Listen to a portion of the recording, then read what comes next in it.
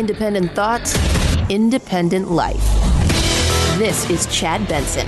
The economy, stupid. I start that a lot because it is the economy. I think we know that. And not a lot you're going to be able to do about it. And that's what frustrates people. It frustrates you. It frustrates me, especially with things like gas. You know, I had to fill up again today because I do drive a lot. And it is, you feel it, right? You feel it. I told you yesterday, we went and got groceries. My wife got groceries, $365. And that's going to last us probably till early next week. But it is what most people think about. You know, people talk about like the COVID now. They're past that point. The people that live off COVID at this moment in time are the stations that are looking for something else. I mean, my God, the news is hoping maybe we get into a skirmish with the Russians because there's nothing else going on. And it's crazy. And the reaction of people online is always insane. It is. Just you can't have a question. You can't point something out. The funny thing is, you can't point something out in today's world without people who live in nothing but fear and emotion freaking out, right? Like that's the thing. And on the other side of stuff, you just sit there and you're like, you guys are not paying attention to the real things that matter. Cost of everything is going up. What is the answer? The answer at this moment in time is the answer that it should always be. It's up to you. It's up to you. It's like, that's it. And where are we headed? The Fed's going to be playing around for the next couple days, trying to figure stuff out. Many people think that has already, how should I say this? That ship has sailed. And I've been telling you, I look at consumer confidence as one of the big things.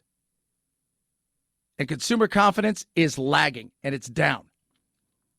I look around, I talk to my friends, just like you do. It's not always about charts in the world of stocks and bonds and the economy, because so much of that is all tied together. It's not just about that. It's getting a sense of what's going on out there. It's not hard to see that we're heading into some troubled times. Traders here on Wall Street believe the Federal Reserve is on the verge of hiking interest rates in order to get inflation under control. Now, while that will eventually stabilize prices for consumers, it also increases the cost of borrowing and makes it less desirable to buy risky things like stocks for people here on Wall Street. And that has led to this volatile market we've seen recently. Now, let me tell you, there's two kinds of people playing the stock market. Right? The average person, everybody, you got mutual funds, 401k, all those kind of things. But then you've got long-term investors that are really into the marketplace. They're investors. They're taking hands-on market. Then you've got day traders, totally different. Day traders live on volatility. They want up, they want down. That's where you see wild swings. Jeremy Grantham is, he is a brilliant money manager. He's a co-founder of Grantham, Mayo, and Van Otterloo GMO, a 4-decade asset management company there in Boston. He has predicted the dot-com bubble, the fiscal crisis in 2008, and people don't remember this. He predicted in 89, Japan and their financial crisis. And for those of you guys who don't know what happened in Japan, they call it a lost decade where nothing happened. There was no financial mobility. It just was stagnant. It was awful. He thinks we're heading into potentially 3 big bubbles exploding. Big one being the housing market. How could you not see the insanity in the housing market right now? Honestly, I live in a place now, Arizona, where our housing prices have gone beyond through the roof. Rents are through the roof. How a young family or could even afford to buy a house in today's age, it's nuts. And they're not getting cheaper. Rates are going to go up, so people are going to end up paying more if they can even find housing. It's nuts the way that this thing is going. That's the everyday average person's look at stuff, right? That's the everyday average person is, what am I paying for? Their world isn't based in politics. even in COVID at this moment in time, the only thing that COVID is doing is pissing people off because of supply chains. And do I wear a mask in here? Don't wear a mask. What kind of, kabuki theater do I have to do in here? Who's going to be mad at me for not doing the right thing? I mean, the outside of that, most people they've moved on.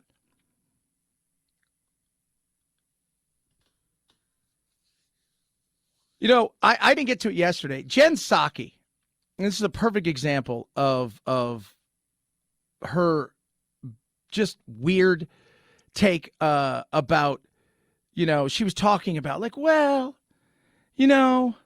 maybe you could just go, to kickboxing and she starts going on and on about this, go do some kickboxing and then just have a margarita and things will be better. Do you even know what the average person's about? Do you even understand? So my advice to everyone out there who's frustrated, sad, angry, pissed off, feel those emotions, go to a kickboxing class, have a margarita, do whatever you need to do this weekend, and then wake up on Monday morning. We got to keep fighting. Got to keep fighting. Yeah, go do that. Yeah, go to kickboxing. Go to everybody talks about, go to Rumble. And I heard somebody said yesterday, you're talking to, let me tell you who you're talking to, and let me tell you what the reality is.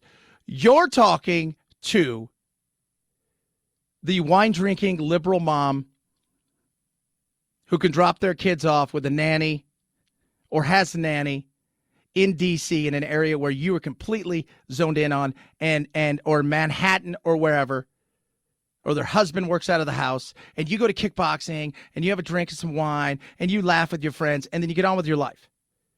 Yet you purport to be, we care about everyone. That's a bunch of crap. It is. And this is where the Republicans, you guys fail. The opportunity is in front of you for working men and women, that you get out there and you get in front of them, and you say, look, this is on you. We're going to do everything we can to get us out of the way, but you got to start building for the future. You got to start looking for the future. You got to start doing things for you. Nobody's coming to rescue you. Go do kickboxing? You're quote unquote people that you're like, that's insane. The people that you're talking about, it's insane. And I was talking to somebody yesterday. She's in this business. She's 30 and she's trying to grow in this business. And she's got like 2 jobs. And she's like, I just want to move out of my dad's house.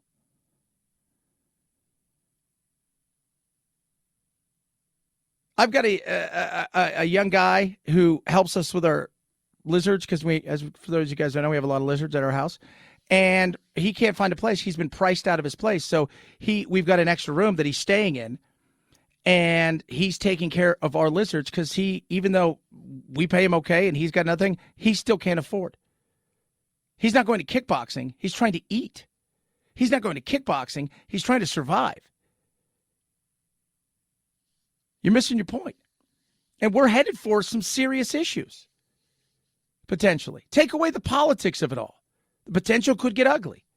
Inflation, higher interest rates, a stagnant economy, and divisiveness, that is not a recipe at this moment for success. But you could be. And I think we need to start getting back to you could be. About you. At the end of the day, don't look for the government to rush in and save you. At the end of the day, take it upon yourself to be responsible for yourself. So I'm telling people right now, hey, all these jobs are out there, but I really want to do something that, that brings peace to the world and stuff. Fantastic. That's great. Why don't you do this? And this is what I advised this young girl yesterday. You got all these things you want to do. Great. You got a great position right here where you're starting to make money and make headways. While you're aiming for something else, be smart enough to realize that you don't want to cut your nose off to spite your face. Oh, yeah. It is amazing to me, the disconnect between the people in D.C. and many other places that are in their high ivory towers, and they miss the mark on who the actual people are that, quote unquote, you propose. I'm here to help. This is what we're about. It's insane. It is. It is insane.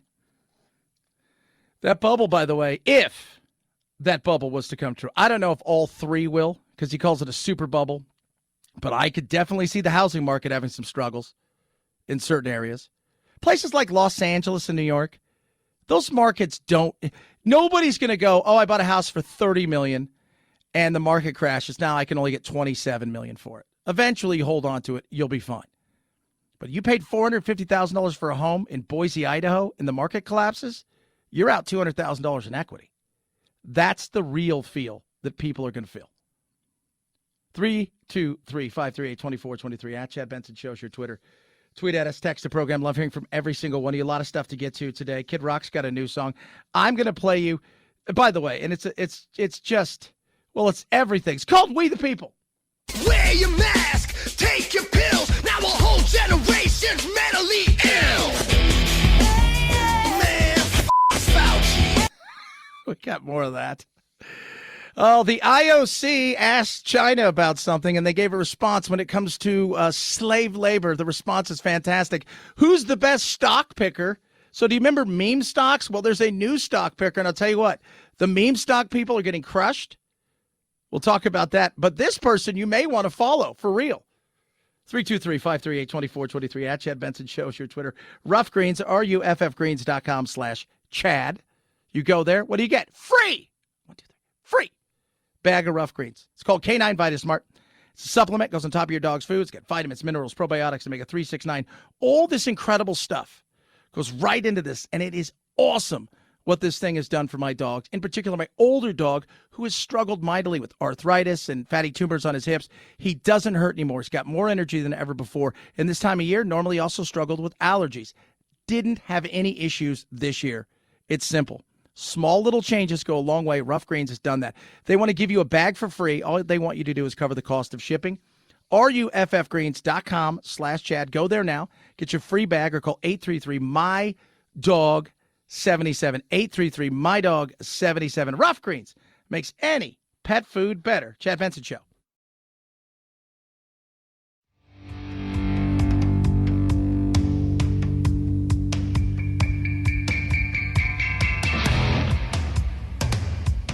Irreverent? Yeah. So what? It's the Chad Benson Show. While we've made progress, much more needs to be done to improve people's lives.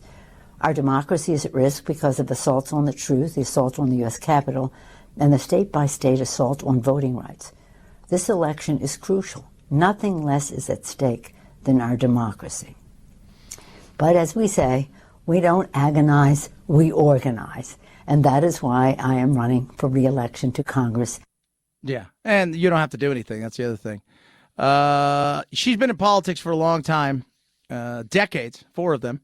February 27th, she was the chair of the California Democratic Party. Then she became a U.S. House Representative June 2nd, 1987. And there she is, sitting at the top of the throne. That's young Nancy Pelosi. She's going to run again for the 55th millionth time. Fantastic. I think she was the last person who ran against a Whig party member. It's not very nice, Chad. I'm just saying. But we were talking about the bubble in stocks. So the meme stocks are getting crushed. What is Dogecoin? That's like, that got up to what? Almost $1, and now it's crashed, right, Phil? It's like 15 Yeah, it's 15 cents? cents now. Yeah, it's insane. It's insane. So down it goes. So what is the Reddit people doing now? They're all meme stocky people are following who? They're following Nancy Pelosi because, of course, they have to file. They want to see what these people are doing because these people, politicians, well, they got skin in the game. You know, John Ossoff, who is on the left side of the aisle, who won the election out there, the Senate special election in Georgia, he wants to limit all of them trading stocks, putting it truly in a blind trust. Now, all that being said, you're still going to find out a way around it. Your husband can trade it, your cousin, your brother. I mean, there's always ways around things. But I don't know what athlete said it the other day. I thought it was great. It's like, hey, I got a bet. Like if I want to go to Vegas and gamble, I could do that. But what I couldn't do was bet on the game I played in. which I think they should make them do more. They should make them bet their paycheck. How much more entertaining would sports be if they had to bet their own paychecks? Oh, hold on. Tell me more. That's right. You got to bet your own paycheck. So this year, some teams would have done really well. Other teams wouldn't have. Just saying. So that's what people are doing now. They're following Nancy Pelosi and her stock picks. Because if she's doing it, well, there must be something to it. Of course there is, because she gets to rig the game. That's what it is, man. Got to understand that. Follow the money. Follow the money. If you follow the money, you'll more often than not find out exactly what you're looking for. And unfortunately, because of all these PACs, it's tough to follow all the money, and that's where so much of the damage is being done. You know, yesterday, what was it? People were trying to get rid of, was it Pfizer? No, not Pfizer. Pepsi, because they gave money to somebody who was a Republican, and so they wanted to get rid of him. And you're like, oh, okay, yeah, you got to get down. Now we're boycotting Pepsi. I'm like, why am I boycotting Pepsi? Well, because they gave somebody who stood up for, being pro-life in Texas, and so we're getting rid of them. And I'm like, that's the dumbest thing in the world. But if you go to Open Secrets, you can get, first of all, it's a rabbit hole. You can go down there. But you can see the kind of money that these companies give, these countries give, how it's rigged in a weird way. And on top of that, and this is something that's vitally important, go look and see how many people lobby for them and how many of them, because you have to register, how many of them used to work in government. That's also a big thing. You're over there, you're drawing your salary, you got enough pension, you're going to be totally fine. Then somebody comes to you and says, you want to make real money? Here's $500,000 a year. Why don't you come work with us? Okay, because you know the rules. 323-538-2423 at Chad Benson Show's your Twitter. Tweet at us, text the show, a lot of stuff to get to. Little wokeness coming up. Very interesting what one lady said about trans women in sports. Chad Benson Show.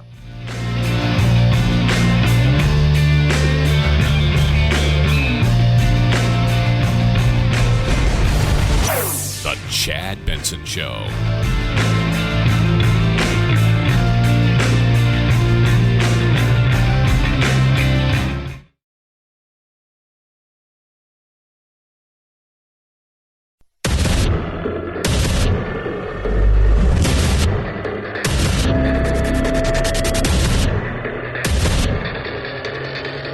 Independent thoughts, independent life. This is Chad Benson. Wear your mask, take your pills. Now a whole generation's mentally ill. Man, Fauci. But COVID's near, it's coming to town. We gotta act quick, shut our borders down. Joe Biden does, the media embraces. Big Dot does it, and they call them racist. We the people.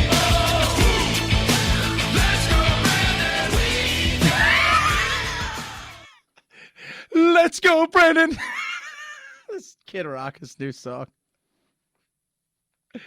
Oh, my God. We'll play some more of it later. Some of it's hilarious. I'll play a little bit here. This is the one I thought was hilarious. And it's so true. It's about Black Lives Matter. You piece of shit. I don't see color. Black lives matter. No shit. He's fun. He's getting trashed by all the people on the left. He's a meanie. He's the meanie. It's just a jerk face meanie. It's because you live in a world of emotions. You do. And it's and never has that been more evident than a really interesting article. Are you ready for this, kids? Are you ready for this? Anyone? In the New York Times. What I found striking, they did the piece is really good. It's by David Linderhart. And it talks about the two different impacts that COVID's had, not just on the young and old, but on the right and left. Also, though, the fear factor. Morning Consult did a huge survey. You know, normally it's like we asked 8 people somewhere. No, they had like 5,000 people. Some a good portion unvaccinated, good portion vaccinated. How worried are you about getting sick from COVID-19 within the next year? So they broke it down, right? So 18 to 34, 35 to 44, 45, 64, 65 plus, right? So, so they broke it down, by that age 18 to 34. 23% said very. That was the highest, the youngest. The oldest, 17%. Somewhat, the oldest led with 44. And 18 to 34 was somewhat, 35%. But then it was interesting because they broke it down Democrat and Republican. As we deal with Omicron, they ask, I'm going to make changes to normal activities to prioritize safety and public health. Democrats, 65%. Republicans, 30%. Continue my activity as normal as much as possible. Democrats, 30%. Republicans, 65%. 5% on either side. I don't know. But this is the thing that should matter, and the thing that I have talked about over and over again about the vaccinated, unvaccinated. How worried are you about getting sick from COVID-19 within the next year? Unvaccinated, 14% say very.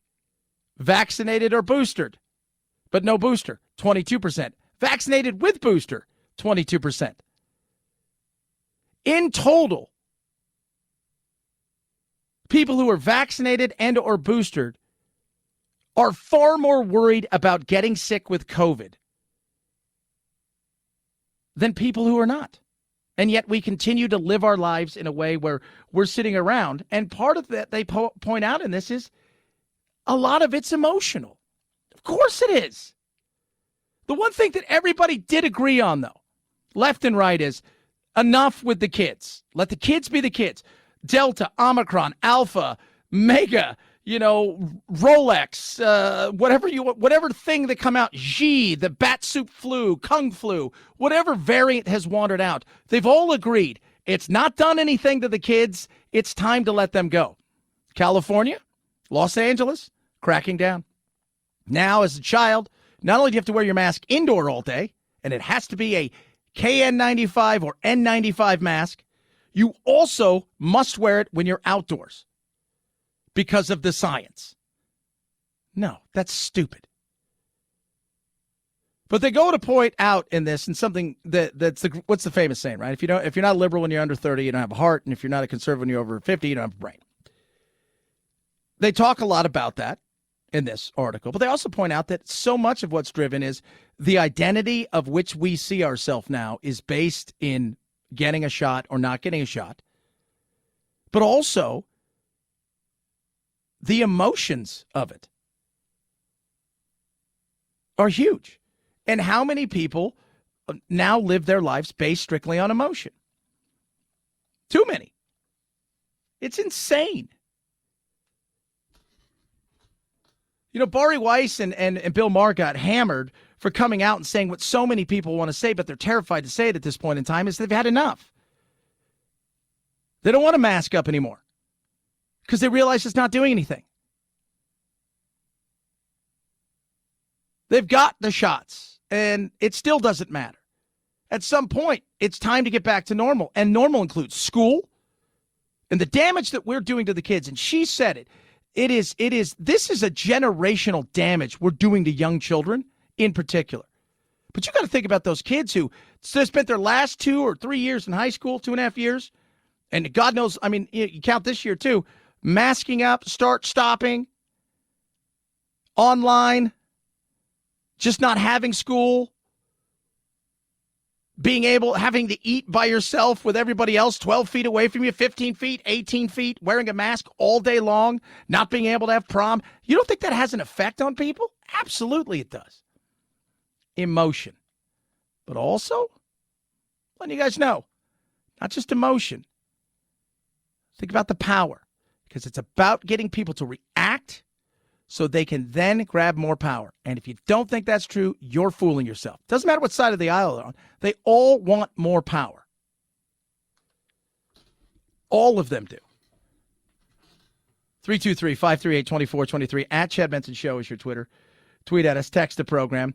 So Leah Thomas is the talk of the swimming and athletic world in college right now. She is the swimmer for Penn.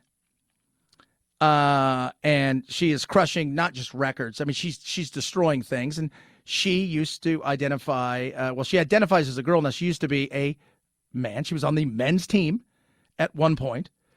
And people have been very, this is the battle that's going on. States are putting in things where, trans kids can't compete against it. It's finding the balance, right? Like, I like to find balance. Where's the reality of some of this stuff you just can't do? I said the other day, I think the best thing that we could do is, all right, well, we want you to compete in a sport. You do as well. So this is what we're going to do. You can compete in a sport. You just can't compete in your sport. Oh, that's not very nice. But there's no advantage. Yes, there is absolutely advantage. In fact, one of her old teammates came out and says he wasn't a good swimmer. He was okay. Wasn't good. Didn't really compete very well. But now is crushing everything. So this is interesting. This woman goes by the name, I think her name is Karina. She's a trans woman. Indianapolis. Comes out to talk about women's sports. We all have those meetings, right? Where everybody's having a meeting now and everybody shows up. You got to have the meeting. You got the clock on you. You got to talk about everything. And she's getting woke here, right? You would think. So it's a trans woman as more and more states across the country are trying to enact laws to bar them from competing, and everybody says that's wrong. There is no advantage. Here's a trans woman. My name is Corinna Cohn. I'm here to speak in support of HB 1041, which aims to strengthen the rights for girls and young women competing in sport. My testimony today is based on my personal opinion as a transsexual. That is, a person who was born male and used pharmaceuticals and plastic surgery to feminize my body so that I appear to be a woman. Despite having these procedures, my sex is male, and neither science nor medicine can change that. Oh, well, what's going on here? You're not here to talk about how evil everybody is? I began this process as a teenager, and although my testosterone levels have been in the female range for nearly 30 years, male puberty has endowed me with physical advantages such as height, bone structure, and increased lung capacity. For example, I stand at 5'10", which puts me in the 99th percentile for women's height. I am just an inch shorter than the female athletes who play in the WNBA. The average male height is 5 inches taller than the average females. Banning males from participating in women's and girls' sports would be justified on this basis alone. Yeah, she's right. Right? She's right. But what she's doing is doing something that nobody wants to hear. She's telling the truth, and truth pisses people off because when you deal in a world of emotion, nobody wants to hear something that may be truthful. If you're a decent human being and not a scumbag, right? Because look, if somebody believes that they're a woman and they're struggling with it, or they're a man and you want to offer them all of the comfort and the support that you can give them because they're going through something that, you know what? As a human being, you're going through something. I want to be there. At the same time, these other kids that you're competing against have every right to be frustrated and angry because they feel like they're being marginalized. And if they dare say, hey, I don't think this is fair, they're deemed, what, transphobic or evil or mean, whatever kids are called now that you don't really want to call them certain things. But that's kind of the reality. If a parent speaks up, you can't do that. That's wrong. It's not about making one child, because I'm going to fight for my child. I'm going to fight for my child. And if I see my child, something going on where this is inherently wrong because you guys who have feelings out there want to lead with feelings and not facts and understanding this, that is the dumbest thing in the world. Corinne, continue. If more males like Leah are permitted to compete against women, it will become common to see women marginalized in their own sport category. When boys are allowed to compete with girls in their own sport, that is one more reason a girl has to talk herself out of participating. It is unfair to expect girls to cede their hard-won rights to make room for male students suffering from gender identity issues. It is absurd and unreal that liberal organizations are turning their backs on women's rights. Somebody needs to stand up for women and girls, and I feel compelled to do so since so few members of the transgender community have come forward to support them. And you know who is mostly? Older people who transitioned later in life, who have an understanding of what it is to be it, and that it's not the it thing, or that they weren't talked into it, or that it wasn't that it wasn't the flavor. And there is a lot of that. Trust me, there's going to be some hell to pay in the coming years when some of these kids who become young adults realize that their problems didn't go away. They just created more problems, and that they felt they were pushed into certain things. But activists who don't care about the actual outcome of individuals, only care if they can continue to push forward their agenda, they're the ones who've got real issues and that we should be going after. They're the ones. And by going after, you fight science with science. You talk about things that are real, but you also, and this is something important, and I don't think people realize this, is when you're having an argument or discussion with people, when it starts to get emotional, know that things are going to go south fast. And that's where the right, in particular, use the science, use the arguments that are real when it comes to these things, but also align yourself with people who are in positions who they'll say is probably an Aunt Tom, right? Like, but at the same time, have a real understanding of what's going on. And make it, we're not trying to discount somebody's feelings. We're trying to make it so these kids over here aren't being destroyed. We're trying to make it so we want to understand what you're going through, and at the same time understand that these kids over here also have a voice. 323-538-2423 at Chad Benson Show's your Twitter. Tweet at us. Text the program. How about some more Kid Rock? Who wants some more Kid Rock? I'd like some more Kid Rock, Chad. That guy's crazy. Twitter too, and the mainstream media. Yeah, you with me. Inflation's up like the minimum wage, so it's all the same. Ain't a damn thing changed. But we gotta keep fighting for the right to be free, and every human being doesn't have to agree. We all bleed. Oh, Kid Rock, he's fun. We the People. It's a new song right there. Nutrisystem. I got some more of my food yesterday delivered straight to me. Men, let me tell you something. It's delicious. I got some pizzas. Oh, yeah. Macaroni and cheese. I got ice cream. I got snacks galore. All delicious. 30 grams of protein. Meals are up, up, up, up, up. More filling. Yes. Guess what? Tastes great. Easy. I mean, easy to make. They deliver it to you. You put it in the microwave, put it on the in the stove. So easy. Guys, they can't make it any easier. Advanced Nutrition Science helps them as well, because you want your blood sugars to stay low and steady in a way that's right, so you can start to lose weight. Oh, my God, man. And the taste.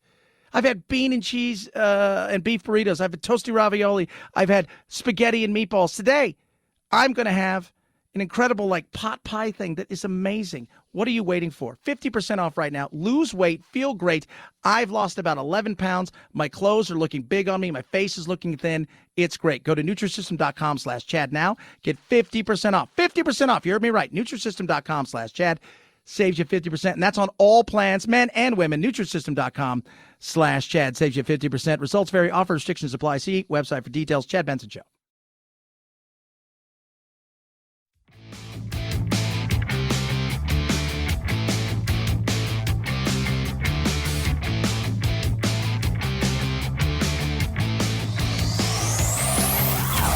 Check out our Chad Benson Show Facebook page where you can hang out or hang your grievances out to dry. This is Chad Benson. Hello, I'm trying to reach David Ortiz, please. This is David Ortiz. Hello, David. This is Jack O'Connell with the Baseball Writers Association of America. I'm calling you from Cooperstown, New York, to let you know that the baseball writers have elected you to the National Baseball Hall of Fame. Yes! There you go, Big Papi. Big Papi's going to the Hall of Fame. You know who's not? Bonds and Clemens, which is stupid. They cheated. Oh, get over yourself, for God's sakes. First of all, it's baseball. Not cheating, you're not trying. And secondly, At this point, like, really, are we having this argument about, Clemens? He set out a big post saying, look, it's over, it's done. I didn't play the game to get into the Hall of Fame, but legacy matters. It does. And it's funny how we have weird suspicions about other people. And let's be real. Bonds and Clemens, there's no doubt of the insanity of the stuff. Curt Schilling, right? There's a political side. Nobody likes Curt Schilling, right? He's a conservative, and he's nobody likes that guy because they want him to fail because he said stuff and he's a meanie. And again, it goes back to the emotion. Big Papi, everybody loves Big Papi. There's never any. Did Big Papi do anything? Right? Did he take anything? What's that? We really like the guy. Clemens wasn't likable. Bonds wasn't likable. But they should both be in the Hall of Fame. It should. I mean, come on. Enough of this crap. They cheated. Settle down. Everybody settle down. It's baseball. If you're not cheating, you're not trying. How many times I have to tell you that? We could do for a little bit more cheating in baseball. I'm just letting you guys know. Nobody's watching it. You guys better figure something out. And remember, cheating saved the game in a big way. How? Yeah, those home runs, people came back to baseball. 323-538-2423. At Chad Benson Show is your Twitter. Chad Benson Show. This is the Chad Benson Show.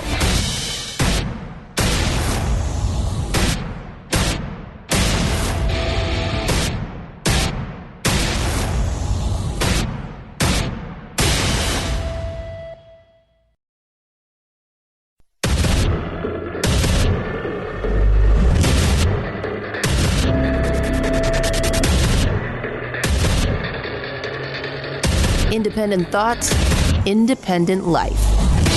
This is Chad Benson. In order to form a more perfect union, do ordain and establish this Constitution for the United States of America.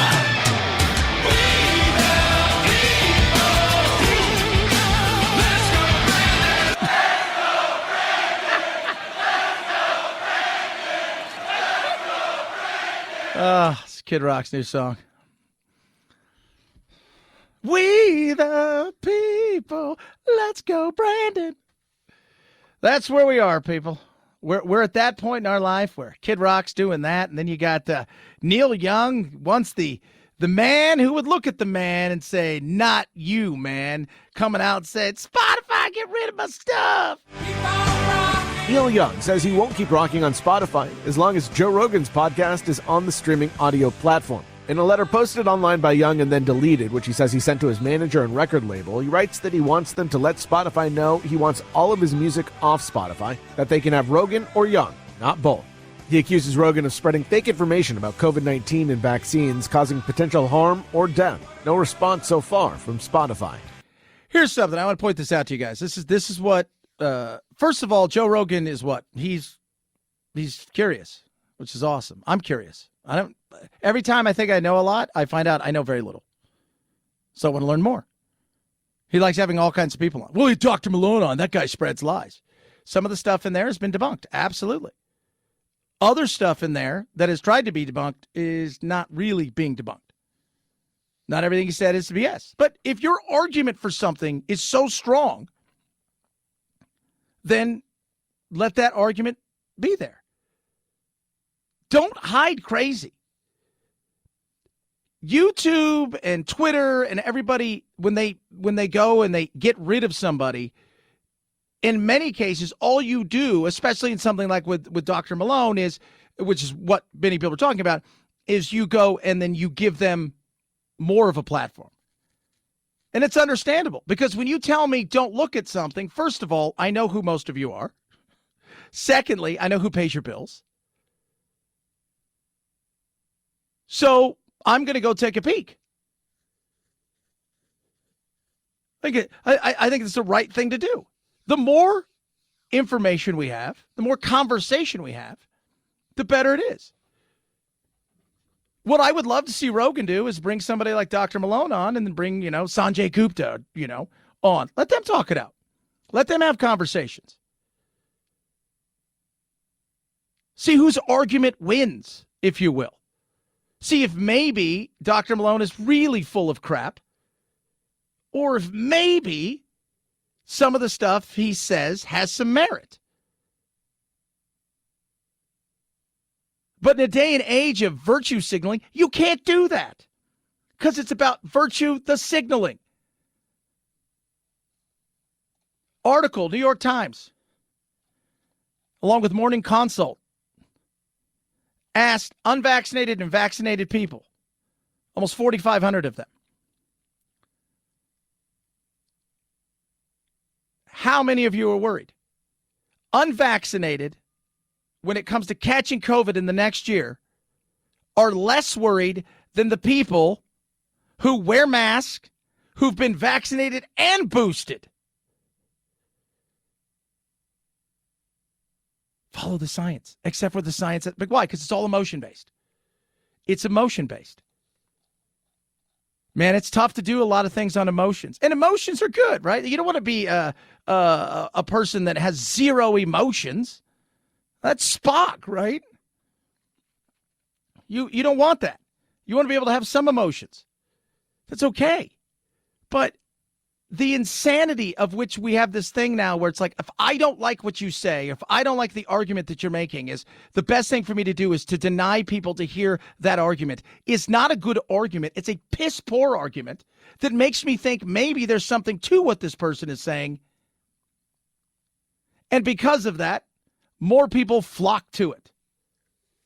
But the virtue signaling, in particular on the left, when emotion runs far higher than it does on the right, and they've got their own problems with emotions. Let's be real. You see the demigod they built up in Trump and the emotions they've had and their reactions to him? Absolutely. That's real. But for COVID, if Trump never existed, these things would still be going on. Because we act like there wasn't a red or blue before Trump. But the virtue signaling is strong.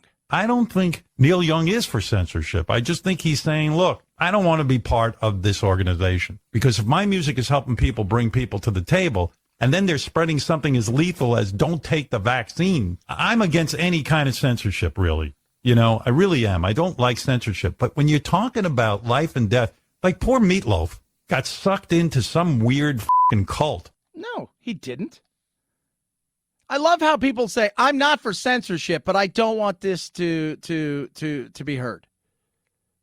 It's me or them. By the way, just to let you guys know, 11 million downcast every podcast that Joe Rogan does. I don't think Neil Young's had 11 million downloads on Spotify. Who do you think's making them money now? Let's just look at it from the straight dollars and cents. Okay, Neil. Here you go. By the way, not all that music you own is yours, so which ones do you want? Because you've gone and sold some of those things as well. Neil Young, in my book, can do no wrong. This guy is a man of conviction. You might think, well, hey, Neil Young, it ain't going to do any good. Neil Young, this is Neil Young's belief. And Neil Young doesn't bow to any man. He's the coolest. And Neil Young does what Neil Young wants to do. And he doesn't give a what society says. He doesn't conform. I admire Neil Young. It's great. Like, so wait, he's allowed to have his views, and if anybody else has theirs, they either better capitulate to Neil Young. Yeah, no. Sorry. Hard pass on that. But the wanting to shut things down, challenge yourself every day. You want to find solutions? Challenge yourself. You want to find out truth? Challenge yourself. Go out there. Look at the other side of the data. Try to find as much as possible. If this is what you're really interested in finding actual truth, do the best that you possibly can. Because CNN, MSNBC, Fox, they're going to give you perspectives of which will please their audience and affirm their beliefs to keep them from coming back. Having tons of information in front of you is a good thing. It is. Having questions about, hey, how many of these damn things do I need to take and none of it seems to work? You're telling Florida they can't have remdesivir because it doesn't work against Omicron. That's understandable, but they paid for it, so doesn't mean this is the last that they're going to have of who knows what's coming, because we keep telling us there's another variant around the corner. It's another variant around the corner. But they also tell us that these shots weren't developed for Omicron, and they're working on those now, but go get a booster. Sit back, relax, do what we say, or else. Crap. 323-538-2423 at Chad Benson Show is your Twitter. Tweet at us. Mike Lyons is going to join us at the bottom of the hour. We're going to talk a little the Ukraine, Russia. Are the Russians and the Chinese, are they in it together? Are they doing something together? He's a former Army major and military analyst. He's going to join us to talk about that. Also, how soon could it happen, and would they even think about doing it pre-Olympics? Because I do believe, if I'm correct, I think Putin's going, probably, somebody from North Korea. Probably won't be Un. He tends not to leave unless Big Brother says you have to be here because nobody else is coming to my party. Probably Iran will send somebody. I mean, you get it. It's the solid despots. You'll probably get several despots from, Cuba will send somebody. You're going to have probably a few of the South American socialists, Maduro may go, and then probably some African warlords will show up. But by and large, not a lot are. And there's a lot of reason for that. In fact, this I found to be interesting. So the International Olympic Committee picks a Chinese uniform supplier who's suspected of using slave labor, right? And of course, what's the first thing that happens, right? The Chinese come out and they say in the Global Times, the United States is bullying us and this is biased against us. The IOC said it asked for proofs of origins for materials in the Olympic apparel and said the companies assured it the cotton used in the uniforms did not originate in China. But then they also said, at least not for the official Beijing garments. See what NBA players have to say about this. By the way, Klay Thompson, Gordon Hayward, and Rajon Rondo have all signed deals with Anta, who is doing the uniforms. So I doubt there's going to be a lot of that. Remember, they don't want to talk about stuff like that because it makes them uncomfortable. They like to be virtue signaling only when it doesn't hurt their pocketbook. That's how you know somebody's serious. If somebody's willing to go, you know what? Screw it. I'll lose my money, but I have a belief in this. You're like, well, at least that he's believing in it. If you, and everybody, we're all wearing some piece of clothing that was probably made by somebody for slave labor. That's hard to, at this point in time to find. But it's just when you won't speak up for one, but you'll speak up for another because you think it makes you look good. I don't think China's, we're probably not our podcast isn't big in China is what I'm trying to say. 323-538-2423 at Chad Benson Show's your Twitter. Rough Greens is awesome. Give it to my dogs every day. ruffgreens.com/Chad. Guess what? They're giving you a bag for free. It's got vitamins, minerals, probiotics, omega 369. It's a supplement. It goes on top of your dog's food. It makes your dog's food not only taste great, but brings all of your dog's food's nutrients out because your dog's food is shelf stable, man. It's meant to be on a shelf for a long time, so it's not living. This helps bring it back to life and gives them so many other things. It's helped my dog in so many ways. It'll help your dogs. It's free to you right now.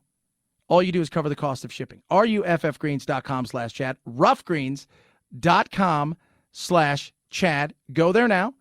Get a free bag or call 833-MY-DOG-77. Free bag's yours. It's on the way. Rough Greens makes any pet food better. Chad Benson Show.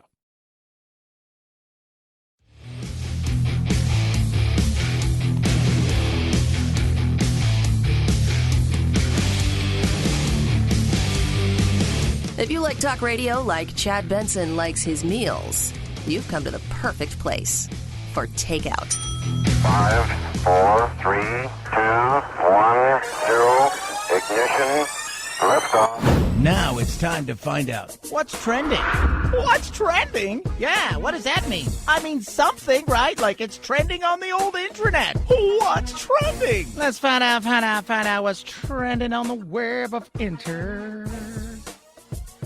Head over to the Google. Kobe Bryant, 2 years after his death. People are still shocked by it. Remember, a lot of people remember where they were that day. It was a Sunday. I was dropping Jack off. I remember we had just picked up Nublins, who's one of our bearded dragons. And we call him Nublins because he had lost 3 or 4 of his little fingers. And so we call him the Nublins. And that there was a crash, and Kobe Bryant was on a helicopter crash. And we're dropping off at his mom's, and we're all outside talking. And that's when the thing started flying that Kobe had died. And I remember like, whoa. Well, Sean Payton, biggest trending thing yesterday, along with Barry Bonds. Sean Payton is the now former coach of the New Orleans Saints. He's stepping down after 16 years, won a Super Bowl there. Barry Bonds misses the Hall of Fame on final vote. David Ortiz got in. No Roger Clemens. No A-Rod. I just put him in enough, right? Like, they had to still play the game. I think people forget that. Well, they cheated. I know. Disingenuous, Chad, you're just a... No, it's silly. Everybody's looking for an advantage. They took advantage. They used the system. But enough, right? They deserve to be in the Hall. And all of them on merit would have gotten to the Hall of Fame anyways. Because before they started to change, they were all Hall of Fame bound. Neil Young is trending. Are you ready? Are you ready? Are you ready? On both Twitter and Google. Because he wants Joe Rogan off the radio. Get off my lawn! Stop it! That's what I think he sounds like. By the way, Spotify is what they have said. Keep trying, and we'll keep telling you no. We'll keep telling you no. Michael Rappaport is trending, and it's very interesting. Michael Rappaport, as we all know, a very, very solid liberal, not a fan of Trump or anything conservative, filmed something the other day, and it was quite entertaining. What did he film? Well, think about this, right? You're sitting there, and you're inside of like a CVS or one of those things, and here comes somebody, it's a Rite Aid, and they're just going to steal everything they can. Yo, I'm looking at this dude is, I can't believe I'm seeing this shit. This fucking guy just filled his 2 bags up with everything in Rite Aid, and he was walking down the street like is Gucci. Look at me in my face like, what's good? I was watching him the whole time. He had the condoms, the shampoo. My man just went Christmas shopping in January. Well, that's good. More woke DAs across the country will get more of that stuff. And remember, he's just feeding his family because his family's like, God, we're so hungry, Dad, if you could only get us some condoms. Oh, I don't think that's true. Yeah. When you say to people, crime is not crime, and we're not going to prosecute you, don't have the shock-faced look when people steal crap as if we didn't think they were going to. Oh, I can't believe that's happening. I'm always amazed when you see some people in the news and they read, did you know crime is going up? Yes. Oh, my God. What are we going to do? I don't know. You guys voted for these people. 323-538-2423 at Chad Benson shows your Twitter. Tweet at us. Text the program. U.S. Army Major, former U.S. Army Major, decorated soldier, military analyst. Mike Lyons is going to join us next. Talk about what's going on in the Ukraine, the buildup there. What do the Ukrainians have in regards to defense? Will this happen anytime soon, or will there be a little break of tension because of the Olympics? We'll talk about that as well with him. He joins us straight ahead. Chad Benson Show.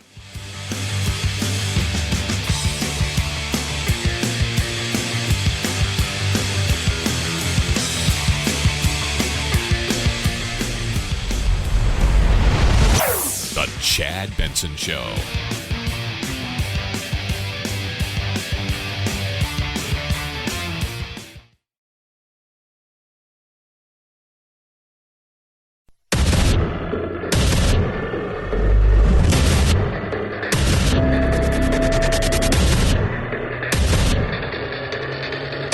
Independent thoughts, independent life. This is Chad Benson. There will be enormous consequences if he were to go in and invade, as he could, the entire country, or a lot less than that as well, for Russia, not only in terms of economic consequences and political consequences, but there will be enormous consequences worldwide. That right there is the President, Joe Biden. Joining us now is a former United States Army major, retired now military analyst. Mike Lyons joins us. All right, Mike, what kind of consequences could there be? And does Putin even care about anything that anybody's going to throw at him at this moment in time? Chad, I think there are some serious consequences that we could impose. And I think they're going to start with trying to cancel the Nord Stream pipeline, number one. Now, whether the Germans are going to go with that remains to be seen. But the level of financial constraints that could be put on Russia, their payment systems, the banking systems are fairly significant, have never been done before. And then we could also go after assets that Putin has outside of Russia, as well as some of the oligarchs that run that country with him. And it would be just a level of pain that we haven't ever done before. The question is whether or not he's tried to shield some of those assets and whether or not the Chinese would still allow him some access to banking functions as they try to keep that economy in their country afloat. And again, it still determines whether or not we would even do that or not, because let's hope if it does happen, it's after they do something, because right now, if we do it before, it's not a deterrent anymore at this point. But they could be something we haven't seen, and it would cause a level of pain that he's not seen before. So let's talk about what potentially could happen. There's 100,000+ men lined up on the border, ready to go into the Ukraine. The Ukraine, they know what's coming. Does the Ukraine have any kind of answer to anything at all? Could they turn this into an ugly street fight, or is it just going to be another blitzkrieg? No, I don't think so. I think we've got to see how the Russians, acting like Soviets right now, are going to approach this. And what I've read from kind of pedestrian articles for people that think how it's going to go, they're predicting they're trying to project a result that doesn't show Russia doing what it's likely going to do, and that's because what it's likely going to do is destroy the Ukraine military. From a military perspective, you go after centers of gravity. That's why we went after heads of Al Qaeda and those places before, for important reasons of cutting off the head of the snake. Well, in this situation, I think the pedestrian person looks at this and says, "Oh, the Russians are just going to roll across the border and try to take over cities, and then this insurgency will happen." That's not going to how it's going to go. I think that you're going to see the Russian military go right after the Ukraine military, destroy it completely, probably within 4 or 5 days, which is what they're capable of. And it's based on indirect fire, based on planes, based on missiles and other things, artillery, long range stuff. And that's going to change. It's going to cause a lot of pain to Ukraine very quickly. They might or might not kill a lot of civilians, let's say. But the bottom line is, I think that's more or less how it's going to go. But the projection, though, like you said, you're seeing people say, "Oh, well, it's going to be an insurgency and Russia's going to have a hard time with this." I don't think so. Russia's not going to. If there's one thing that countries have learned is not to fight dumb. And I think Russia has had victories in the past few years here in some of their conventional battles. They're not going to fight this dumb. They're going to fight it in a way that's going to give them the most advantage. Talking to Mike Lyons, former U.S. major in the Army, as well as a military analyst. We talk about Russia and the potential of what's going in there. What is his end game? I mean, realistically, what's the end game in here? It's it's about potentially putting in a puppet state and giving more opportunities for to control the massive amounts of they got oil, natural gas, heat. I mean, all of this stuff there, but. What's the end game to the people of Russia when he tells them, "Hey, we have to invade"? It's not like Ukraine came over and punched him in the eye. Well, so there are also people in Ukraine that are sympathetic towards Russia, that want to be part of Russia, if that makes any sense. In the southern part of it, it's still, somewhat tribal. That's what I can think about. But if you flip it on its head, Russia looks at Ukraine as a threat to them, because we could potentially put NATO-based missiles inside Ukraine, and we could do a lot of different things there. And that's what Russia has said is a very bright line with regard to will never happen. You could see in this scenario, for example, former Eastern Bloc countries fighting against each other. If Romania has a border, for example, with Ukraine, what if the Romanian troops decide to go in and help Ukraine military? That's a possibility. What would NATO do then? But overall end game for him is making it more like the Soviet Union. I mean, I think it's been 30 years now since the collapse or so. And he's never forgiven the Gorbachev, and he's never forgiven Boris Yeltsin for acting more like Russians as opposed to a Soviet type empire. And Vladimir Putin knows that he's not getting any younger. His country is kind of dying. They don't have this. They don't have the population. They don't have. They encompass 9 time zones, a tremendous amount of area there, but don't have the level of resources. Lots of it is frozen tundra underground. So Ukraine breathes life into what would be a little bit of a stagnant a Russian economy. However, the question is, again, the sanctions that would take place would mostly be personal against Putin and some oligarchs, as I think China would make sure that Russia really wouldn't starve at the end of the day. So the average person here in America, right? They listen to you, Mike, because you're Mike Lyons, military analyst, guys in the military. I mean, you're decorated the whole 9 yards. They're listening to you and they're thinking, well, why do I care? Why are we getting involved in something? We don't care about the border here. Why should we care about a border over there? Yeah, great question. This is a good example of kind of the cognitive dissonance that exists within our government and the military and wanting to fight wars. And whether we like it or not, as I've learned, there are people that are war cheerleaders. Having gone to war as a young man, I kind of committed to myself to never want to do that again, and always be on the side of trying everything diplomatically before we ever did this. I don't think in this situation we are going to go to war. I don't think we're going to put a single soldier there. This is a kind of a NATO alliance thing. In fact, you look in history, we made the mistake of putting all these Eastern Bloc countries into NATO back. George Bush, 2004, 2009, adding even the Czech Republic in 1999. When we added those countries, we basically made admission to NATO as everybody but Russia. And that's the same kind of mentality that created the First World War, the entanglements and alliances that existed with those countries there when the smaller countries got tangled.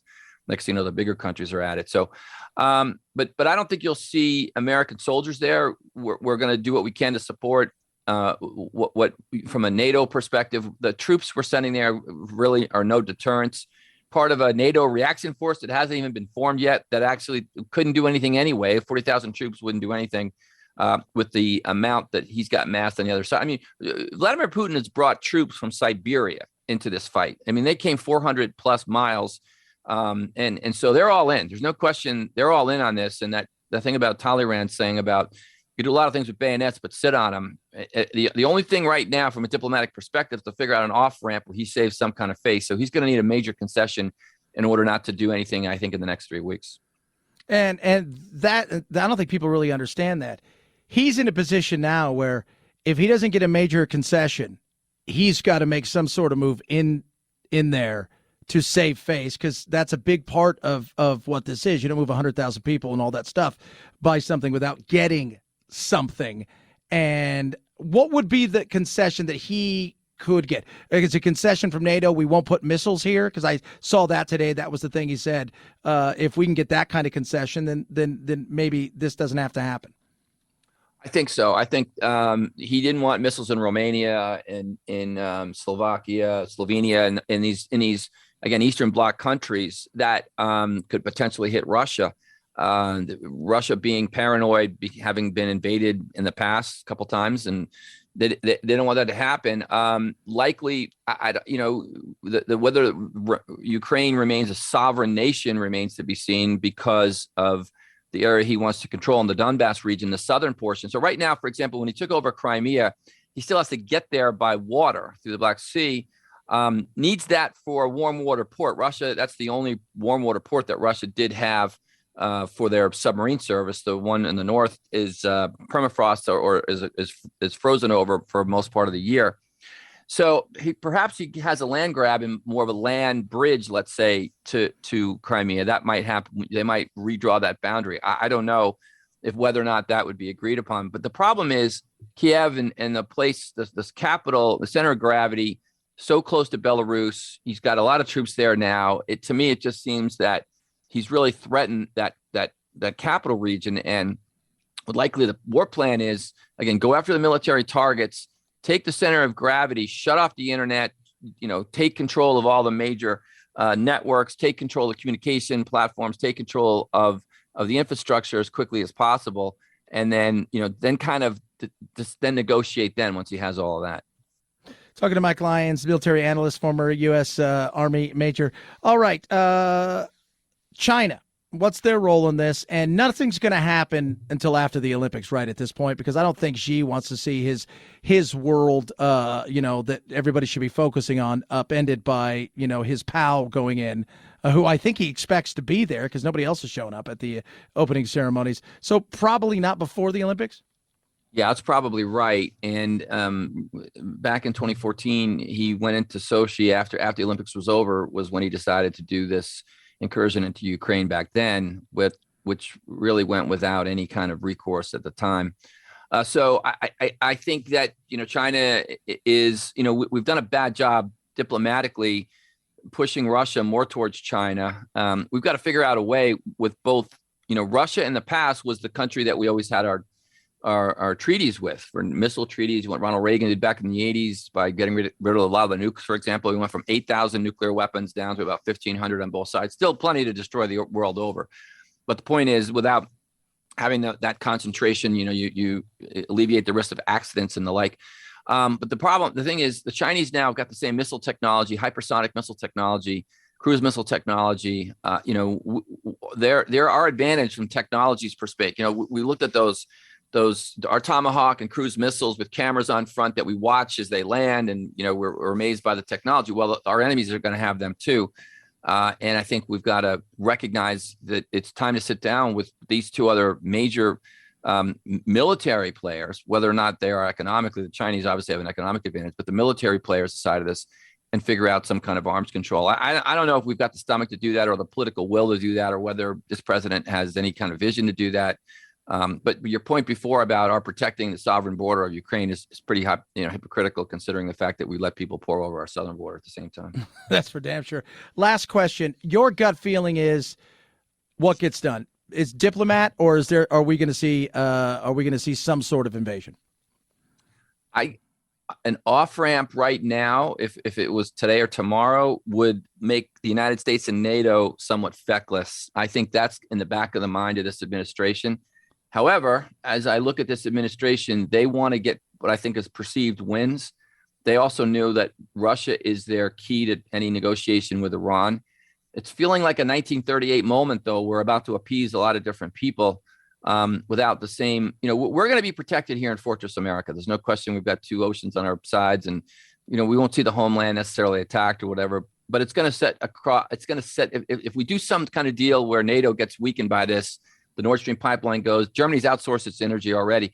But if we do something with the Iranians, the point is, the second, like, for example, the Iranians get a nuclear weapon, the Israelis are not asking permission to go launch an attack, and then they're just going to go. And so it's going to create a more unstable situation. And while the administration will try to take a win in the short term, not a wag the dog, because that's really not what this is. No question about that. They didn't create it, but they're going to try to create a win in the short term. But for the long run, I just don't think it will be good for the overall security of Europe.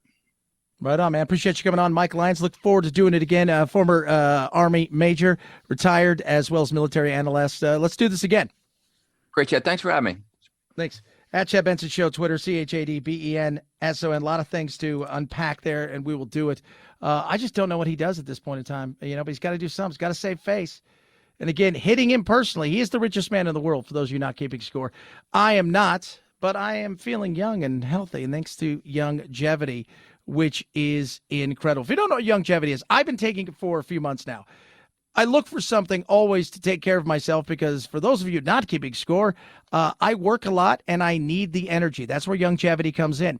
What I do is the Healthy Body Start Pack. It's awesome. It's got incredible tangerine drink mix, right? So you get 90 essential nutrients, pre and probiotics. You get the OsteoFX. As you get a little bit older, you want something called Beyond OsteoFX. It gives you great calcium and magnesium formula. It helps with my absorption. And then I get Ultimate EFA Plus, which covers everything. It's got Omega, 369, all this incredible stuff. It's optimal for supporting the brain and heart, which is great. Plus the energy side of it. You hear me? The energy. I need energy, and I've got tons of it. People around here marvel. I'm 51, and I go, and they laugh at me. They're like, I don't know how he does it. I know. You know how I do it? Because I take care of myself, and one of them is the Healthy Body Star Pack from Longevity. Go to ChadBensonHealth.com right now. Join me. Kickstart this amazing opportunity of true wellness. That's ChadBensonHealth.com, or call 855-321-HEALTH. That's 855-321-HEALTH. Order right now. Free shipping coming to you. ChadBensonHealth.com, 855-321-HEALTH. Chad Benson Show.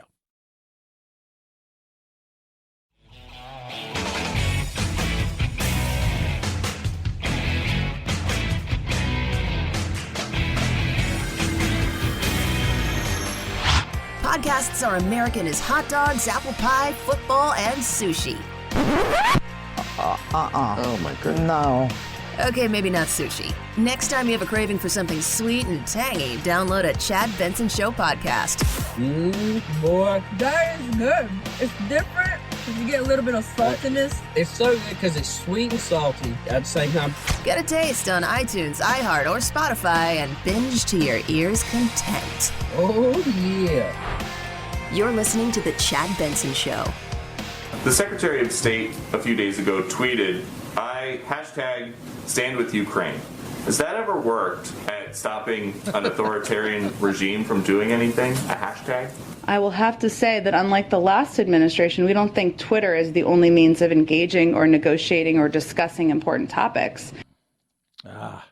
Deucey asking a real question. As a hashtag, remember that hashtag Bring Our Girls Back? All the hashtags. Does it ever work? Just out of curiosity. No, it does not ever work. It's stupid, but it's a way to virtue signal. You just heard Mike Lyons there. If you didn't, I implore you guys, go get the podcast. Anyway, but just to listen to what he had to say. I mean, Russia in particular, what we could do will not be Russian-based as far as sanctions. It'll be oligarchs, which is these people who were formerly of the government and now are basically the controllers of all with their huge mines that they run and their military industrial complexes. And Putin himself, and going after him politically, isn't going to do anything. So you go after him monetarily and make it punitive. That may have some effect. But hashtag is not it. They think that stuff's funny. We virtue signal and it's this, that, and the other. People around the world look at this and think, you guys are a bunch of idiots.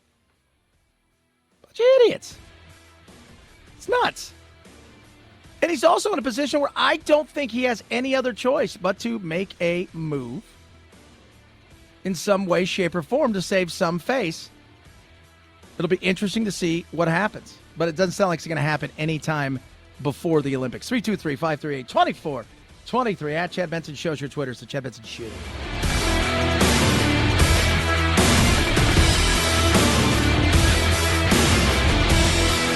This is the Chad Benson Show.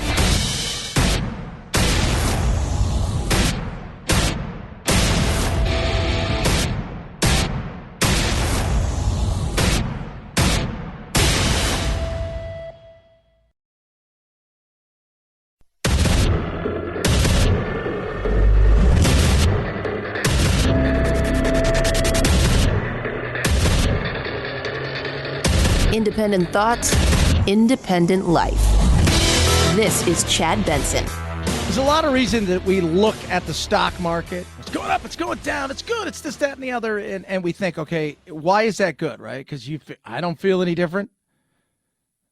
Am I getting anything for it? Well, there's a lot of things to go into it. You know, the better that your company's doing, in particular, some of these larger companies that they're doing, if you work for them, or if they're supplying you with stuff, cheaper you get it at, the more that they're doing usually means the more that you're doing, et cetera, et cetera.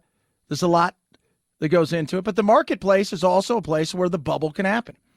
Speculative trading goes on there. And it's going to be very interesting to see what takes place. And over the last several years, I mean, let's be real. It's been a bull's marketplace. What we've seen so far this year is the S&P 500, which is the part of the market that exists inside of many 401k accounts, many retirement savings accounts. It is down 9% so far this year. But when you broaden out that perspective to the last 12 months, the market is still higher by 13%. And if you look back over the last 5 years, that market, the S&P 500, is up 90%. A man by the name of Jeremy Grantham from Hertfordshire in the United Kingdom, lives here in Boston, has about 120 billion, that's with a B, under management. Predicted a few things in the past. Some of those things look like this. The dot-com bubble. The 1989 Japanese crash in their market, which was what they call the lost decade. He also predicted the housing market collapse. He has just said, we have a super bubble going on. A super bubble. He says the Goldilocks period of the past 25 years is ending, and the world needs to prepare for a future of inflation, slower growth, labor shortages. He said earlier on Front Row on Bloomberg News.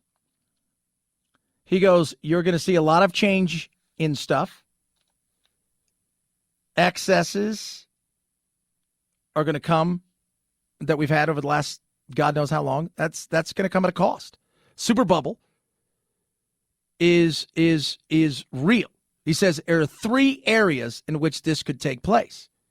He predicts 50% drop in the S&P. Now, she just talked about that. A 50% drop in the S&P would be absolutely devastating. And he also said, and what I've been saying for a long time, the feds can't fix this. They can't. The feds caused a lot of this by continuing to throw money in after more money, and we got addicted to cheap money. We did. He's been preparing for the worst for a while. It's understandable. It's not hard to see that things are overvalued. You can't have housing prices up 30, 40%. And there are what they call historics. So you go look at these charts, right? You know, when I was a trader, they're historics. Here's the historic trends. In the historic trends, certain things start to set up and happen. And one of those things is an acceleration of certain things, in particular commodities, that happen much faster, 3 to 5 times multiple faster than they probably should. So this is going to be interesting to see what takes place and what happens. I do think we're in for something. Do I think it is going to be 2008-esque? I don't know, because the one thing that plays into this is the fact that we do have the coronavirus. And we weren't dealing with the coronavirus. We were dealing with speculators who were handing out cheap money to people that should have never bought houses and then repackaging and selling those loans. And that is not this. This is a situation that's much different, and that's because we do have issues when it comes to things like the supply chain. And when you have an issue with the supply chain, not based on actual marketplace conditions, but based on a natural condition that caused certain situations that then caused the supply chain issue, that's a different thing. When you're dealing with shortages of semiconductors, making the economy go slower is not the best way, right, to actually address those kinds of issues, those kinds of shortages. Yeah, and that's one of the things that people are talking about when it comes to the supply chain and the Fed, is they're trying to slow down marketplace. And the big place that you do that is on interest rates. And I'll tell you why. While that will eventually stabilize prices for consumers, it also increases the cost of borrowing and makes it less desirable to buy risky things like stocks for people here on Wall Street. And that has led to this volatile market we've seen recently. Yeah. So the Fed's raising rates makes money more expensive. It makes you and other people less apt to go out and to purchase a home, which is already getting tougher and tougher because of the supply. We have a lot of people who'd like to buy, and houses are in short supply. And what you're seeing now is people who want to buy right now, but over the last couple of days, money's getting more expensive, meaning mortgage rates are going up. This home is priced at $375,000, right around the national median. But rising rates mean the monthly payment is about $200 more than it would have been a year ago, $100 more than just 3 weeks ago. Everybody's concerned that they're gonna 2020 is going to repeat itself from a market standpoint, and that competition's going to make it so that especially the first-time home buyers don't have a leg up. They're not going to be able to compete. If you're ready to buy now, you should buy now, because between rates, prices aren't getting lower. Well, that'll happen when you hear that. Well, you got to buy now because the prices aren't going to. Well, what happens in situations is when you make money more expensive, in theory, borrowing that money is going to cause people to wait or not be able to afford something. And in doing so, the demand starts to go down, and then prices will cool off. That's the whole kind of why we're going to raise rates, things that the Fed's hoping they could do. It could be 1 time, could be 6 times. They talk about all this stuff. And what that does isn't just stop people from buying homes. People who buy homes, what do they tend to do? Well, I need furniture, and I need new appliances, and I want this, and I want that. There's a lot of things that go into purchasing homes, and that includes when they talk about the chip maker. Everything we need now is made with chips, and I'm not talking about Doritos, which are delicious. We know that. I'm talking about little microchips. So the thought of making money more expensive to borrow cools people off. But if they don't get it right, what you'll have is stagflation, and eventually the bottom starts to fall out. And that's what we saw in 2008. And in 2008, when that bottom fell out, because you got to think about one of the other things. One of the things, the reason the market's up in a way it is because we have, and Jeremy Grantham talks about it, is the fact that you've got people who are buying stupid things like NFTs at ridiculous prices. You're seeing Bitcoin and all these other cryptos crash. That's also a signal. So there's a lot that plays into this, but every one of those dominoes, and this is one of the things to talk about. The old saying in the business is when the market goes up, rich people really feel it. But when the market goes down, everybody feels it.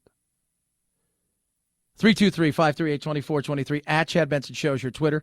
Tweet at us, text the program. Dr. Fauci, what do you have to say about all the stuff that's going on? You know, COVID and whatnot.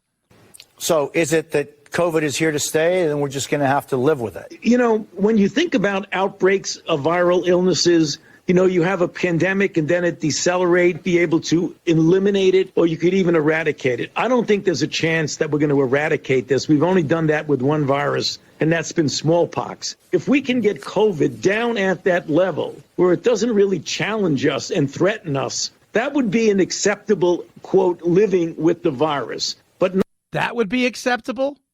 That would be acceptable? That would? Kid Rock, what do you have to say about that? Wear your mask, take your pills. Now a whole generation's mentally ill. Man, Fauci. But COVID's near, it's coming to town. We gotta act quick, shut our borders down. Joe Biden does, the media embraces. Big Doc does it, and they call them racist. We the people. Let's go, Brandon. We the People. It's a new song from. That's acceptable. That maybe we could live with it. You listen to that crap. Shouldn't that drive everybody crazy? We're going to talk about at what point do we say enough? Well, I think most of us has said enough, but it's not being heard because the people who should be listening aren't listening, because if we get back to normal, it doesn't benefit them. And the skewed view of the to America when it comes to COVID. Great article in the New York Times, plus a little wokeness coming up as well. 323-538-2423 at Chad Benson Show is your Twitter. Calibrate is the most amazing way, especially if you're in a position where you've tried for years to lose weight. Tried in every way, shape, or form. And you got to a point where it's beyond yo-yoing. You're desperate, right? This is where Calibrate comes in. FDA-approved medication paired with lifestyle changes, and it improves your metabolic health. Now, your metabolism, your metabolic health, it gets to a point where you feel comfortable at a certain place, and your body feels comfortable there, and it's where it wants to be. When you lose weight, it panics because it thinks you're starving itself, and then it slows down, and that's why you need a reset, and that's what Calibrate does. Comprehensive, fully integrated program. You're going to get classes combined with one-on-one video coaching and a video doctor visit. Got an amazing in-app tracking. You got a community members like you. And it's not about just losing, it's different between losing 20 pounds, 15 pounds. People who need to lose body percentages when it comes to weight. And that's what Calibrate does. Earliest members, well over 14%. A good portion of now, 20+% of their body weight they've lost. Think about that for a second. We're talking percentages, not pounds. And health is important, and we know that. It's easy to do, small life changes, and Calibrate will help you get there, and it's so easy to fit into any kind of schedule. Your weight doesn't reflect your willpower. Get back in control with Calibrate. $50 off your one-year metabolic reset when you use promo code CHAD at joincalibrate.com. That's $50 off when you use code CHAD at joincalibrate.com. Chad Benson Show.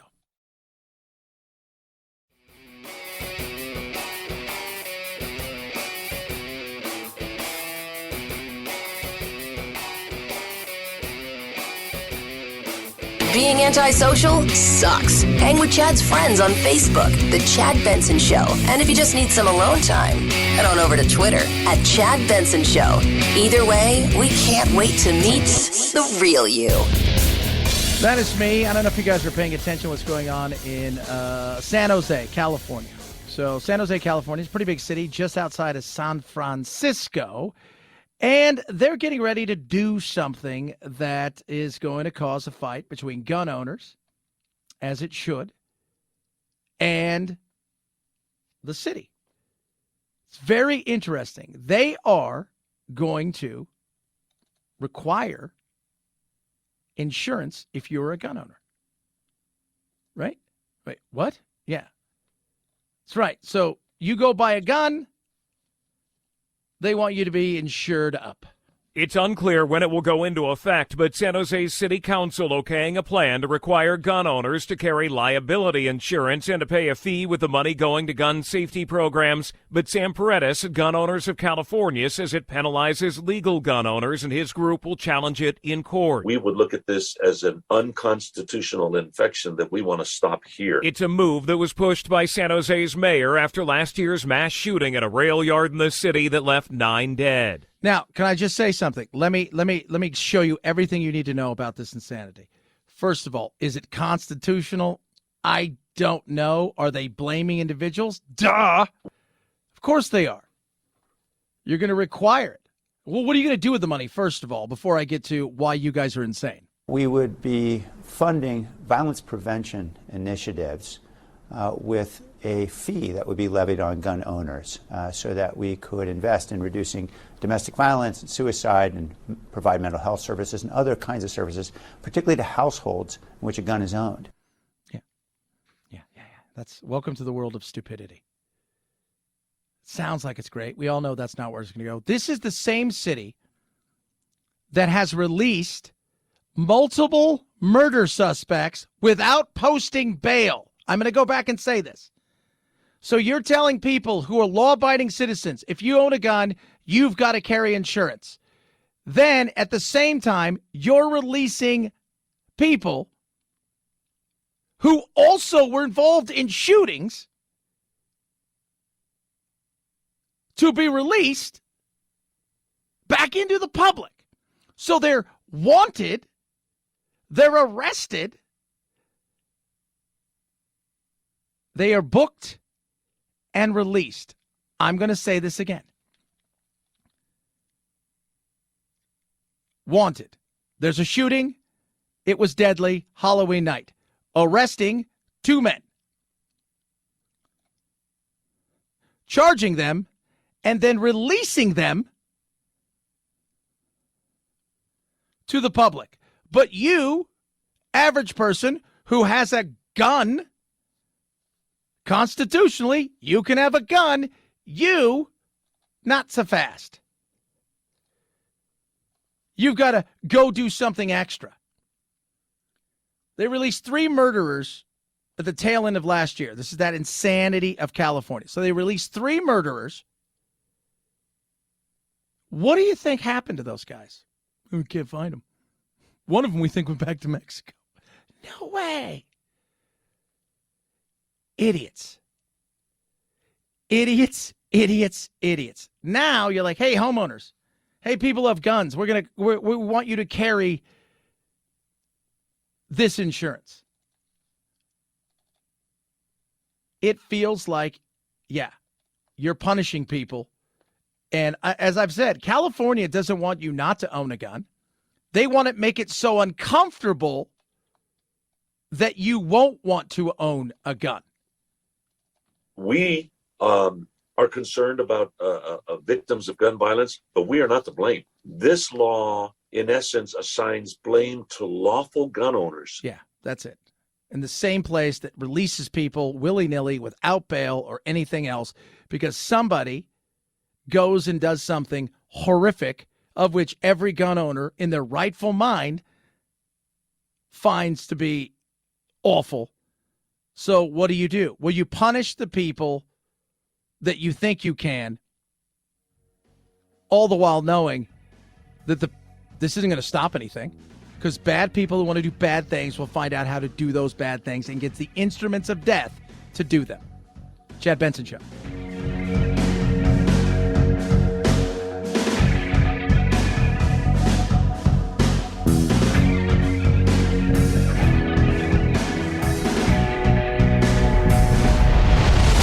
The Chad Benson Show.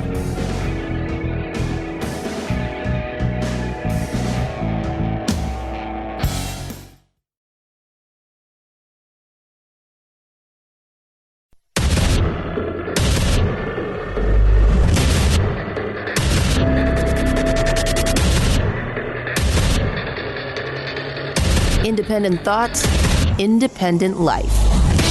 This is Chad Benson. You know, I don't know how I feel about some of the craziness that's presented to us on television. If you look just right across the bow of it, because all you're going to get is just that, like a quick shot across the bow, and you don't get really the whole thought. And if you have to, it's easy to react to stuff. And then if you take a step back and, okay, hold on a second. Should I be pissed? Should I not be pissed? Case in point, got a guy who is being denied a heart transplant. Because why? Because he wasn't vaccinated. Okay. That's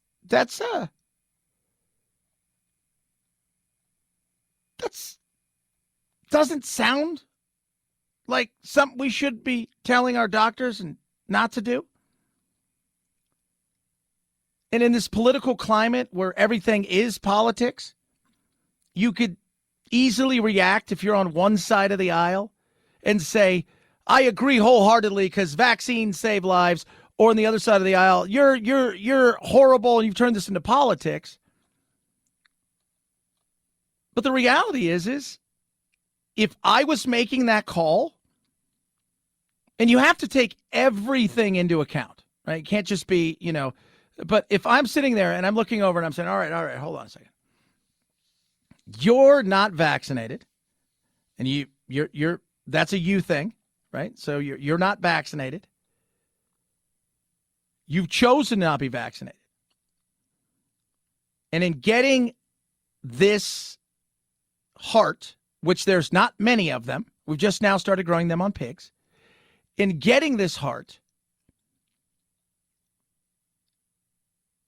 anything could kill you. You will virtually have zero immune system. Zero immune system. Nothing. Okay. This person over here also needs a heart. They are vaccinated, but they smoke. Ugh. You're in pretty good shape. You just have genetics has played an issue in your heart. This person over here has caused some damage. Which person am I going to give it to? That's what doctors are faced with. That's what they're faced with. And it's tough because on the one hand, it absolutely looks and feels political. On the other hand, if you take out the emotion of which both sides can have when it comes to politics and go, I don't think this guy's going to take care of himself. I've got to give it to the person that's been now, if they went and gave a heart that was meant for that guy to a 72-year-old smoker who's overweight, and they skipped this guy who's got a child, I think, on the way, and he's only 32 years old and otherwise is in good health, if that was the story, then you go, that's all political. You made a political decision. But in many cases, it's not that way. And it's tough because those are the gray areas, right? Like there's the other day, we've all seen it. We haven't talked much about it. You got a guy goes into like a smoothie shop with his kid. He asks, are there peanuts in here? We don't want peanuts. And they said, okay. Then his kid takes a drink. He's got a peanut allergy. And then he throws the drink at the lady and basically calls her a blanket immigrant. He's now fired. His kid's in the hospital. And they're like, well, he didn't tell me he had peanut allergies. And I'm like, well, first of all, if I ask you not to do something, like I'm allergic to mushrooms, and I go to a place, I'm like, is there mushrooms in this? And you're like, because I don't want mushrooms. But I don't tell you I have a mushroom allergy. I say, I don't want mushrooms. And you give me mushrooms? You've done a piss poor job. But people can make mistakes.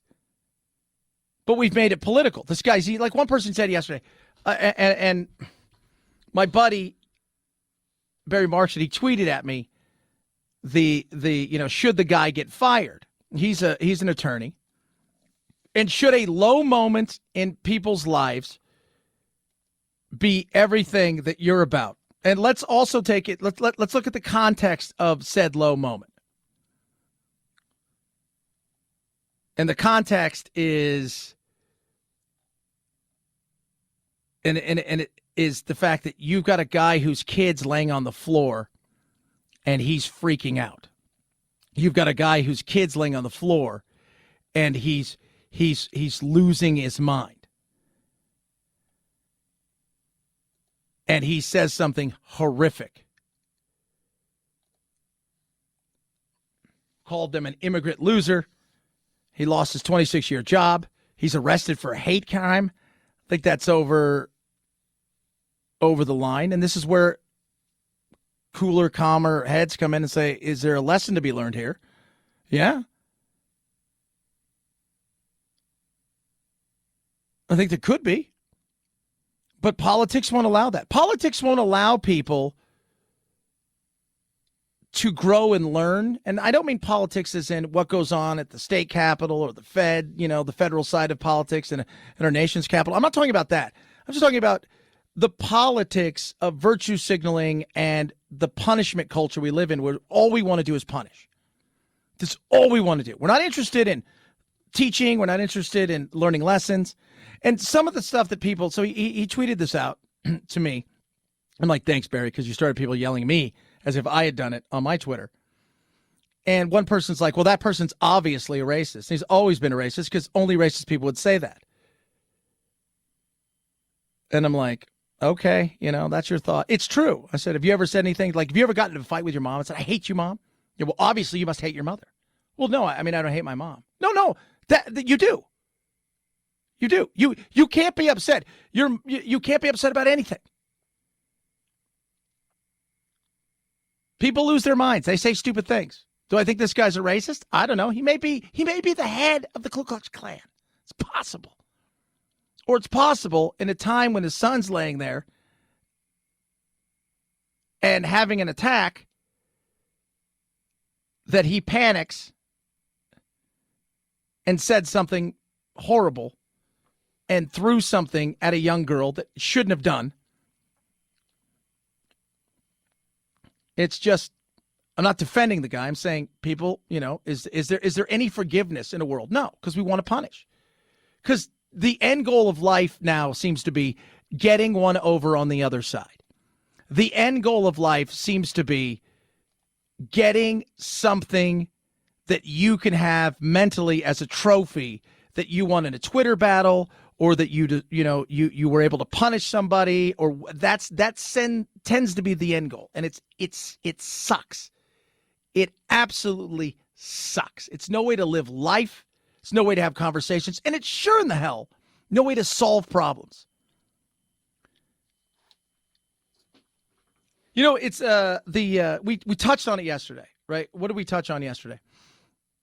The politicians who get the most bang for their buck and their profile online and on television, social media in particular, are the people who scream the loudest, and they do what? They never bring solutions to anything.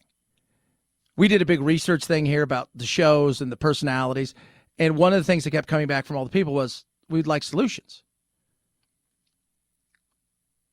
Politics, virtue signaling, wokeness, people don't want, there's no money in solutions.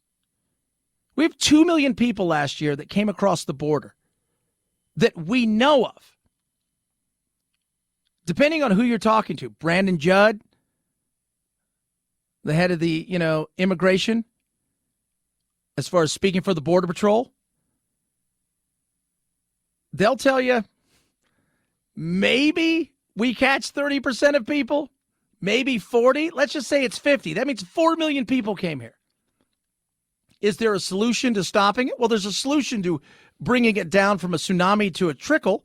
There's a solution for giving people opportunities to come to this country to work legally, but not to stay here. There's a solution to help out both business owners who are in need of workers and people who have a skill of some sort to trade for work, but there's no money in the solution. People say they want solutions. People want solutions to problems that bug them, but they don't want to watch solutions happen. And that's the thing that should frustrate all of us. When I look at this chaos, you got a guy who's not getting his heart, right? And some people are cheering it because he didn't get vaccinated. And other people are saying it's the worst thing in the world. When the reality is, just take out all of it, and the solution is, I got to give it to the person who I think is going to survive this the best. And you can die from a cold because you will have zero immunity from anything. Anything you could get could help. The solution to yourself right there is, I should probably get a vaccine if I'm that serious about this. On the other side of things, you got a guy who said something horrific in a time of panic. And so now we're going to punish him. We're not going to have any conversations. We're not going to bring the country together because nobody's interested in any kind of solutions about anything that would actually better us as a people. They're more interested in the fighting because the fighting gets clicks, it gets views, it gets shares, it gets likes.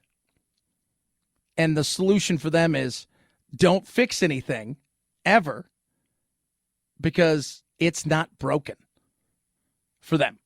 323-538-2423 at Chad Benson Show is your Twitter. Tweet at us. Text the program. Love hearing from all of you. MyPillow has my slippers right now, 40% off. Took them 3 years to put this together. It's got this incredible suede leather on the outside. On the inside, you get moccasin style or slip-on. They've got this incredible fur, 3-tiered cushioning, and they're 40% off. You will love these. You can wear them indoor. You can wear them outdoor. It is awesome. They've got deep discounts on every MyPillow product you can think of, from the the MyPillow to the mattress toppers to the Giza Dream Sheets, the towels, you name it, they've got it. But the MyPillow slippers right now, 40% off. You go to MyPillow.com. Use the promo code Benson when you're there. Check out all the deep discounts and save big. MyPillow.com, promo code Benson. MyPillow.com, promo code Benson. Chad Benson Show.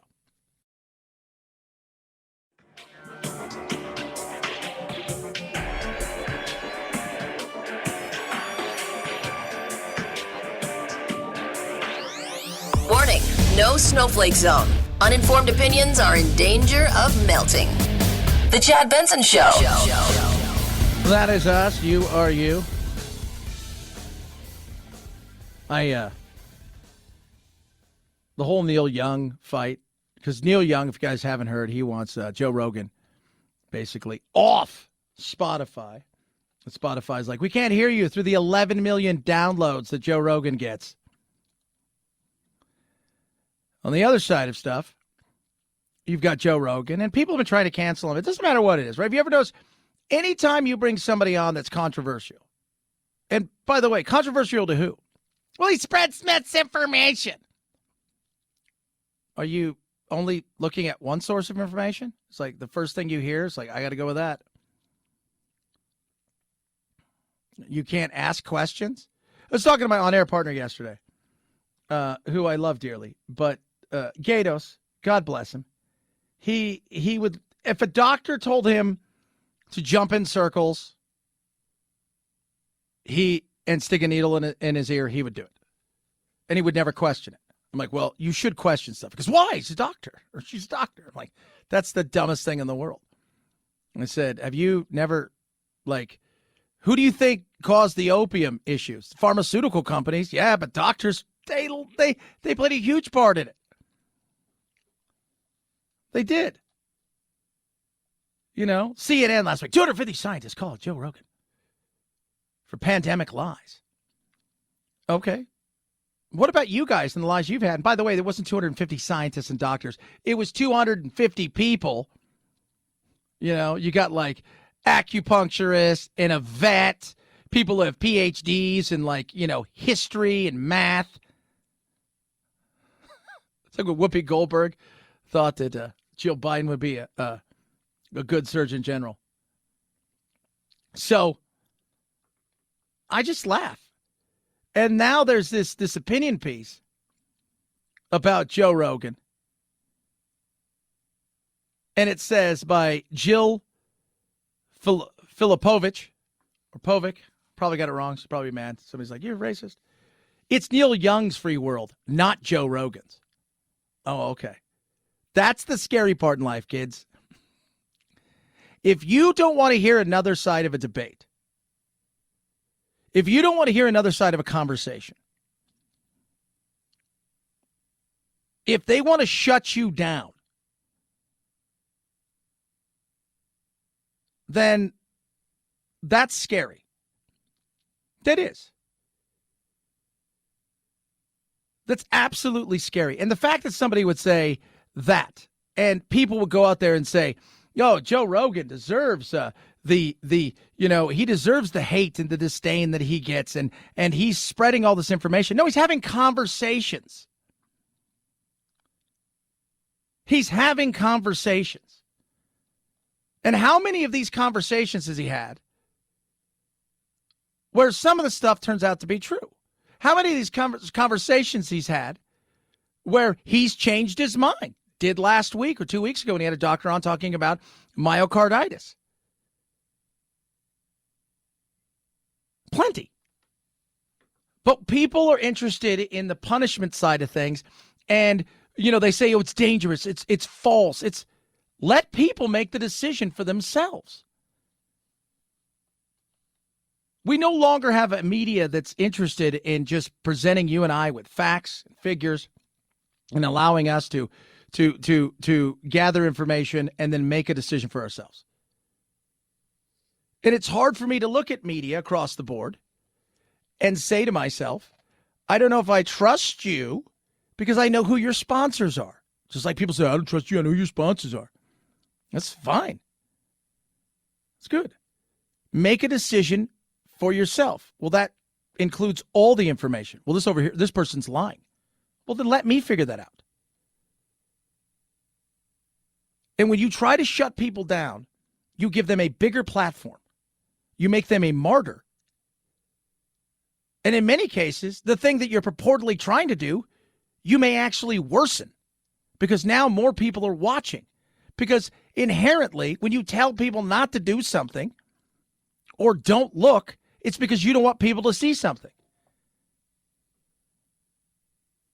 Right? You go to your girlfriend's or your wife, let me look at your phone. No. Inherently, you think something's going on. Right? Well, it's a fair question. 323-538-2423. At Chad Benson Show is your Twitter.